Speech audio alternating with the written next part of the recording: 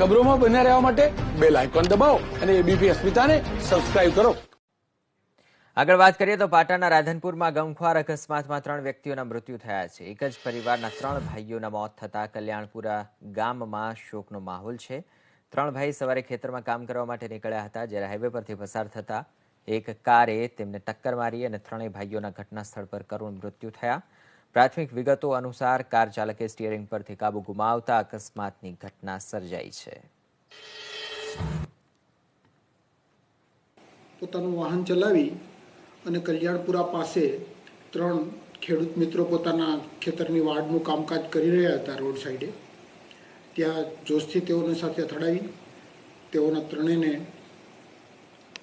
ગંભીર ઇજાઓ પહોંચાડેલી। આથી તેઓની સારવાર દરમિયાન અહીંયા લાવતા તેઓ મૃત જાહેર કરવામાં આવેલા છે।